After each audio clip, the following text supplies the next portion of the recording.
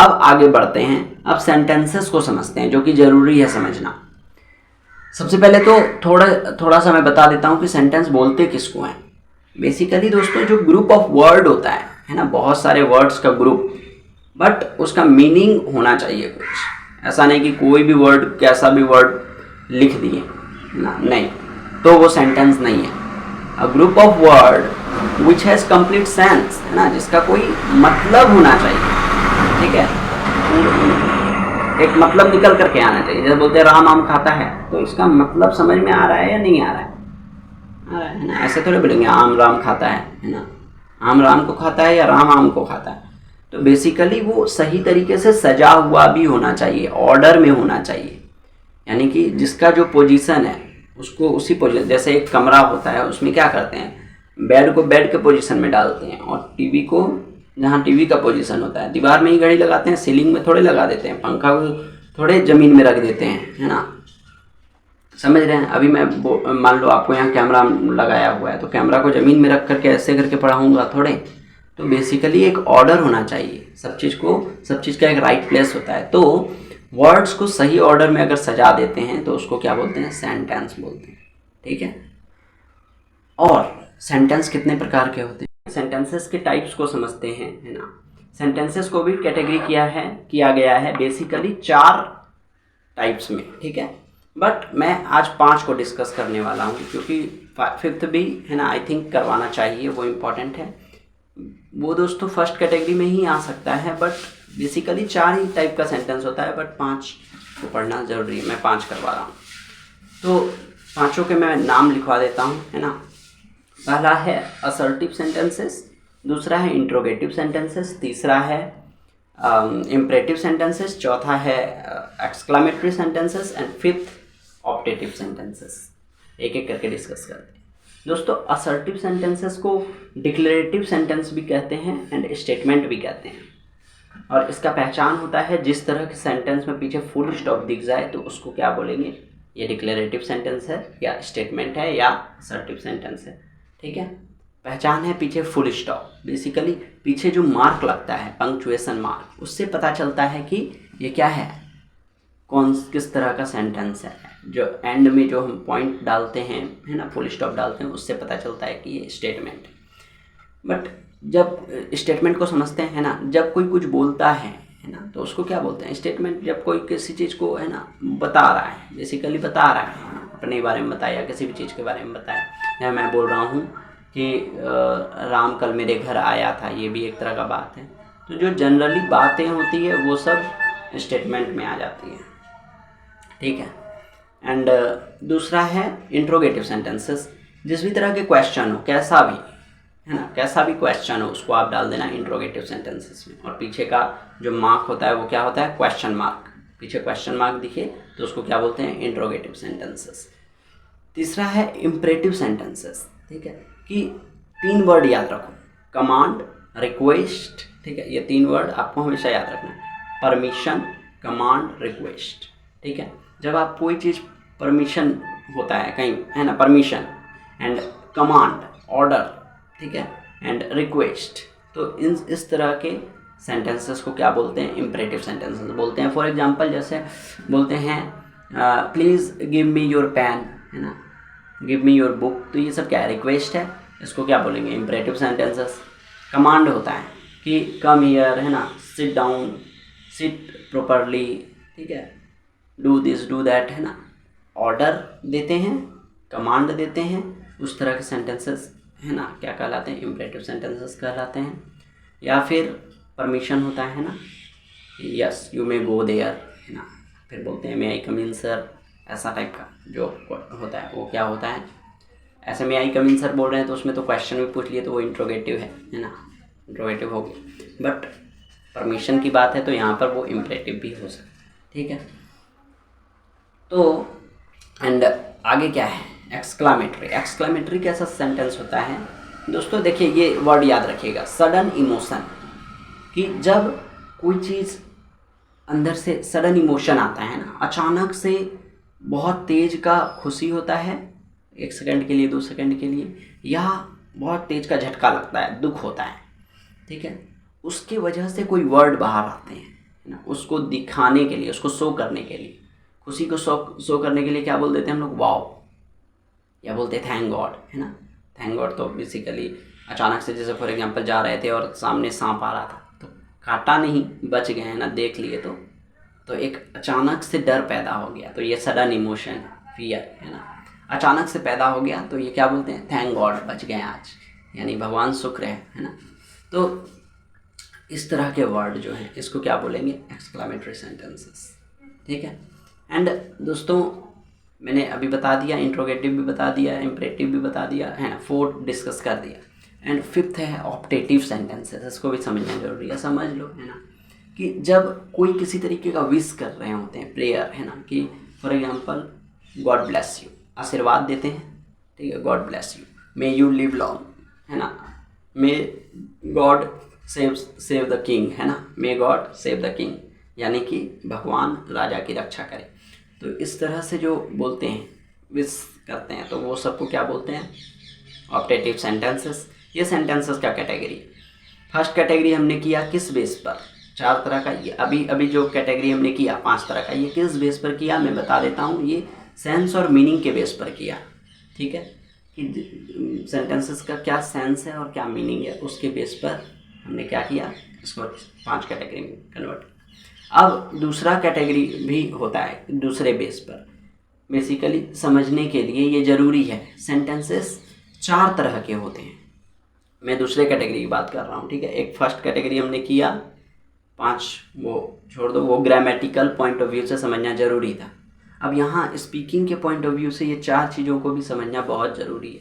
आप समझो कि एक तरह का सेंटेंस होता है जो असर्टिव होता है, मैंने कहा था असर्टिव सेंटेंस क्या होता है, बिल्कुल वो सीधा होता है ना, उसको आप पॉजिटिव सेंटेंसेस भी कह सकते हैं, ठीक है, यानी कि जिसमें नॉट का यूज नहीं होना चाहिए, कहीं पर नहीं आना चाहिए, सिंपल कोई स्टेटमेंट होगा, ठीक है, और उसको क्या बोलेंगे हम लोग, पॉजिटिव सेंटेंस या असर्टिव सेंटेंस बोलेंगे, ठीक है। राम जाता है तो ये क्या हो गया, असर्टिव सेंटेंस है, पॉजिटिव सेंटेंस। अगर बोलेंगे राम नहीं जाता है तो ये असर्टिव नहीं है, ये पॉजिटिव नहीं है, ठीक है। तो एक हो गया पॉजिटिव असर्टिव, दूसरा हो गया नेगेटिव सेंटेंस है जिसमें नॉट का यूज करेंगे हम लोग, पीछे फुल स्टॉप करेंगे, है ना। उसी तरह के सेंटेंसेस जो पॉजिटिव होते हैं उसमें नॉट लगाते चले जाएंगे, वो एक डॉक्टर है, वो एक डॉक्टर नहीं है ना, he is a doctor, he is not a doctor, तो ही इज़ अ डॉक्टर हो गया असर्टिव और he is not a doctor हो गया नेगेटिव, ठीक है। इंट्रोगेटिव सेंटेंसेस, उसमें भी मैंने बताया था कि जो भी क्वेश्चन वाले होते हैं उसको इंट्रोगेटिव बोलना, ठीक है, बट इंट्रोगेटिव में भी नॉट नहीं आना चाहिए तो उसको इंट्रोगेटिव बोलो। अगर इंट्रोगेटिव भी है यानी कि पीछे क्वेश्चन मार्क लगा है, क्वेश्चन है और क्वेश्चन में भी नॉट का यूज कर रहे हैं तो उसको फिर इंट्रोगेटिव नेगेटिव बोलना। ये 4 कैटेगरी हमने बताया, assertive, negative, interrogative, interrogative negative, 4 याद रहेगा, assertive, negative, interrogative, interrogative negative. Structure के अकॉर्डिंग ये 4 कैटेगरी हमने किया, वहाँ पर तो सेंस और मीनिंग के अकॉर्डिंग 5 कैटेगरी मैंने बताया था, बट स्ट्रक्चर के अकॉर्डिंग ये 4 कैटेगरी है, ठीक है, अगर आप स्ट्रक्चर को समझना चाहें तो, है ना। और ये स्पीकिंग पॉइंट ऑफ व्यू से, स्पोकन के पॉइंट ऑफ व्यू से ये ज़रूरी है ना समझना। तो दोस्तों इसमें एक एक करके एग्जाम्पल भी देख लेते हैं और उसको समझ भी लेते हैं, बाकी मैं इसका प्रैक्टिस भी करवाना चाहूँगा। अगर आज के क्लास में हो पाता है तो ठीक, नहीं तो मैं आपको होमवर्क दे दूँगा और कल मैं उसको बता दूँगा, ठीक है। तो असर्टिव सेंटेंसेस, जैसे मैंने कहा कि ही इज़ अ डॉक्टर, ठीक है, वह एक डॉक्टर है। नेगेटिव में he is not a doctor, वह एक डॉक्टर नहीं है। क्या वह एक डॉक्टर है, interrogative, is he a doctor. फिर आपको देखो सिंपल होता है, असर्टिव जैसे है, असर्टिव से अगर इंट्रोगेटिव बनाना हो तो आप क्या करो, सिर्फ जैसे ही इज़ बोले तो इज़ को यहाँ हेल्पिंग वर्ब बोल रहे हैं तो उस हेल्पिंग वर्ब को ही के आगे लगा दीजिए, बस काम खत्म।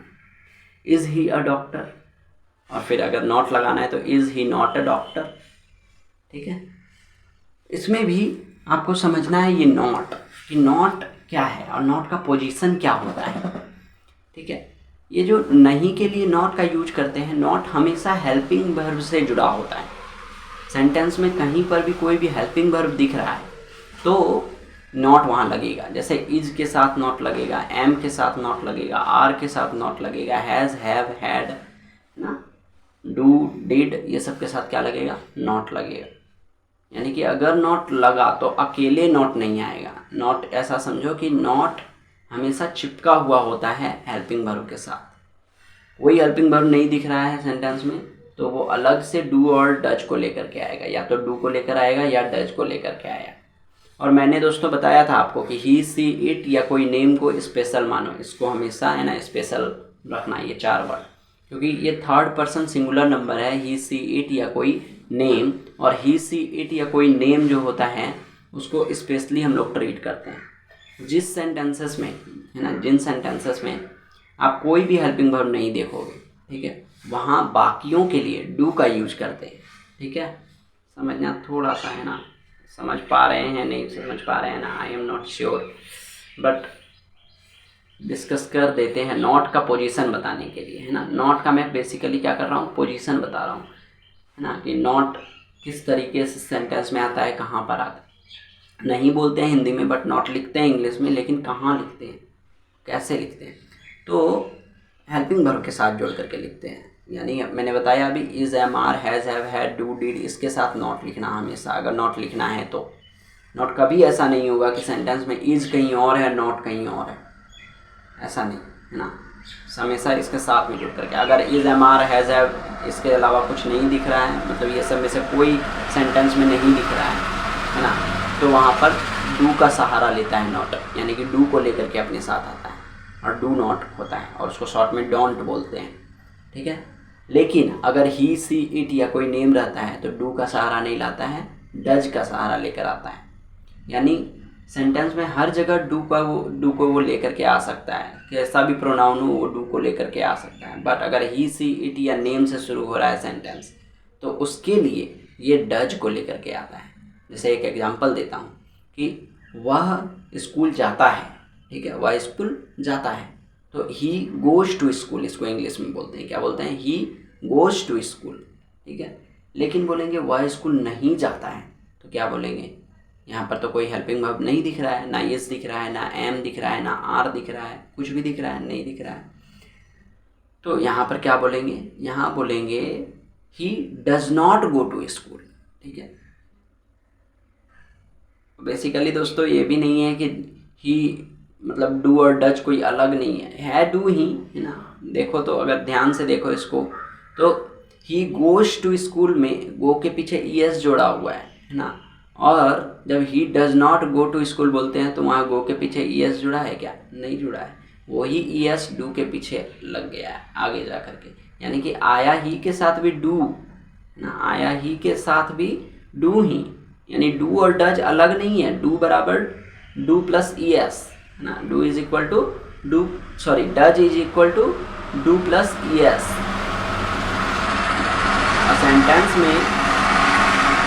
सेंटेंस में ही के साथ भी डू आया है, ठीक है, बट वो ई एस कहाँ का है, ई एस डज के पीछे, मतलब वो वर्ब के पीछे से ई एस निकल करके डू के पीछे में चले गया है, तो डज हो गया है नॉट, और डज नॉट को शॉर्ट में क्या बोलते हैं, डजंट है ना, does an apostrophe T, doesn't.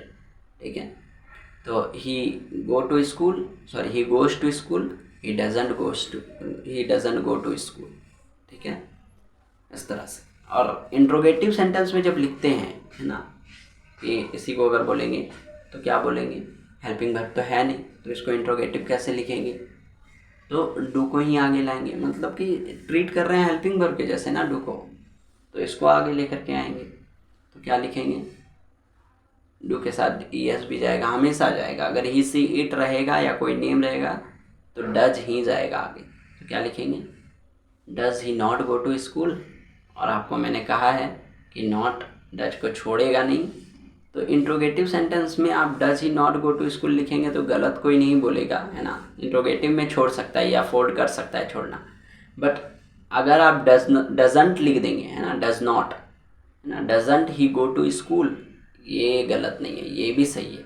यानी कि नॉट अगर आपकी मर्जी है ना, नॉट को अगर नहीं ले जाना चाहो तो इंट्रोगेटिव में सिर्फ ये सहूलियत मैं दे रहा हूँ कि नहीं भी ले जा सकते, बट अगर ले जाओ तो वो भी बहुत सटीक है कि doesn't he go to school. ठीक है, डोंट यू डू दिस, क्या आप ये नहीं करते हैं, है ना, डोंट यू डू दिस, क्योंकि आप ये नहीं करते हैं का क्या होगा, यू डोंट डू दिस ना, तो क्या आप यह नहीं करते हैं, डोंट यू डू दिस। तो जो भी मैं बता रहा हूँ इनसे रिलेटेड मैं सारा आज होमवर्क करने वाला हूँ, ठीक है। मैं आपको होमवर्क दे दूंगा, है ना, क्लास के एंड में, है ना, या कहीं पर भी मैं नोट वो लगा दूंगा, आप नोट कर लेना और आज बैठ करके पूरा उसको, आज जो भी समझ में आया है ना, वीडियो को ऑन करना, आप बार बार प्ले करो, पॉज करो, है ना, देखो, नोट करो, है ना, हमेशा आपके पास ये अवेलेबल है। तो आप समझो बारीकी से, एक बार में नहीं समझ में आता है 2 बार देखो, ठीक है। अगर एक अच्छे से समझ में आ रहा है तो ठीक है, अगर आप थोड़ा सा फास्ट करके देखना चाहे तो 1.5x में देख लीजिए, 2x में देख लीजिए, है ना, ऐसा करके देख लीजिए और सारा होमवर्क करते चले जाइए, ठीक है, मज़ा आएगा। और चलो दोस्तों, आगे अब कल क्लास को आगे बढ़ाते हैं।